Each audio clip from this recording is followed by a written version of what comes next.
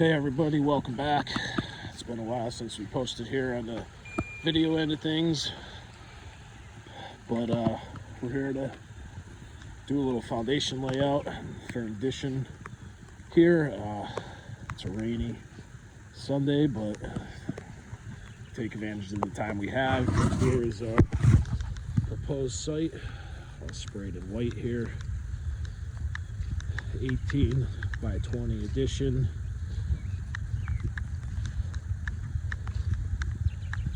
Just a dot there to mark this side, 2 stories high.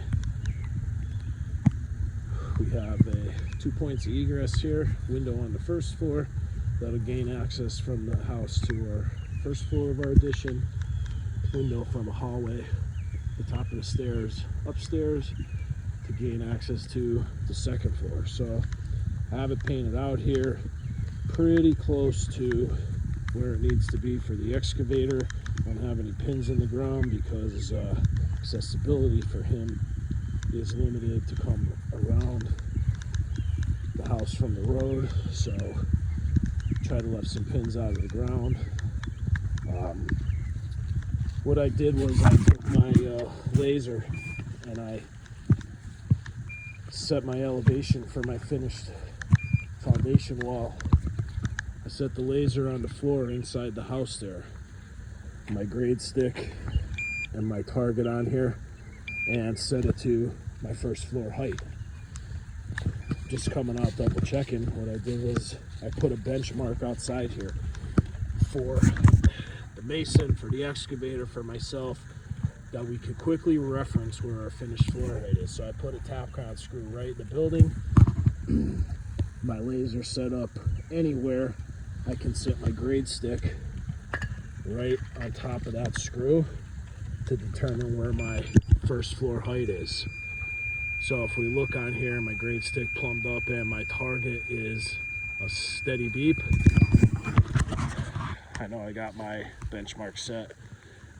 It's actually a 1/4 inch below the finished floor height inside. This is going to be a concrete floor, slab on grade for our foundation and our first floor. I left it a 1/4 inch low in case I wanted to add some LVT or some sort of laminate floor or tile on top of it. Gives me just a little bit of cushion to play with.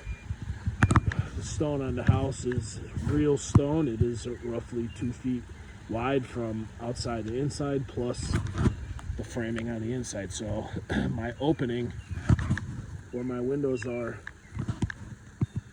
I got roughly 2 feet of transition to play with in case this 150 or so year-old home has any floors out of level, which I can tell you right now it definitely does. So this is what's coming out. We got an existing patio that is also going to come out. We are going to try to keep the stone in this patio since it is aged with the house.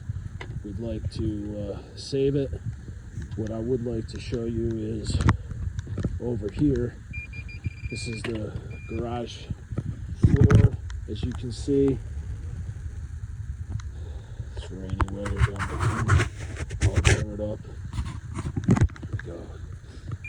But my finished garage floor is just at the same height as my finished floor. You can see it teetering between the arrow going down and the level mark. So it is right there finished with the finished floor of the house. So all this patio is way too high.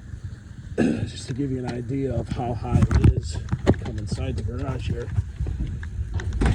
We look here, patio. I got a pressure treated sill plate on top of my foundation block, 1 course of block plus a step. So it's roughly 16 inches plus another 1.5 inches.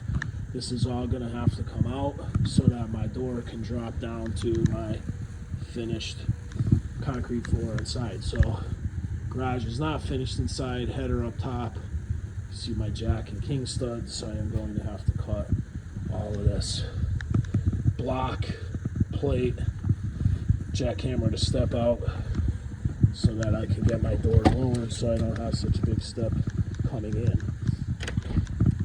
But that'll allow me not to have any steps going from patio down to my driveway. My existing patio will come out. My excavator is going to regrade. Part of this will end up resealing the blacktop once it's done and installing a new patio.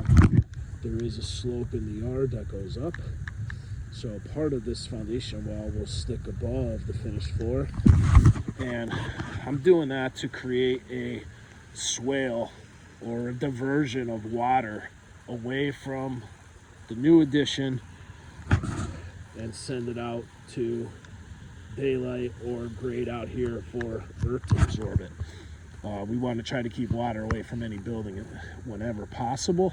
Right now I do have a swale next to my garden. There is a low spot here, a trench that goes all the way up, and the never-ending leaf process at the end of there is a pipe that sends it down and drains down at the road. So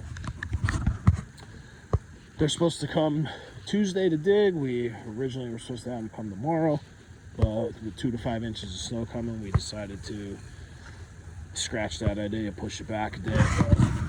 The benchmark is critical. This has to stay there. This will stay there for the entire project. That way we can reference it whenever we need. Doesn't matter where we set this laser up.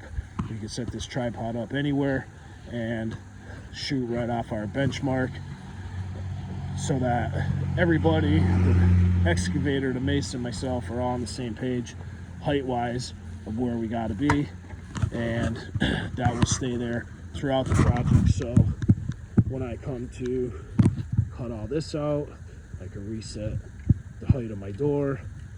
All that comes out.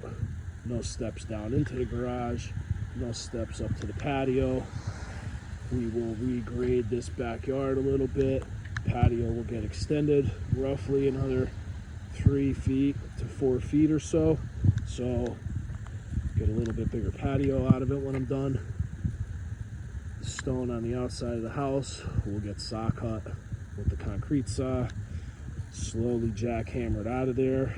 It will be a tedious job. Windows will come out. They will get reframed with doors, and that's the scope of the project. So hopefully everything goes smooth. Hopefully you don't hit any rock in the ground here, and the excavator is only here for around 2 days to get this dug. Then the masons will come in, pour the footer, form the walls. They will be poured concrete walls, get all the rebar in.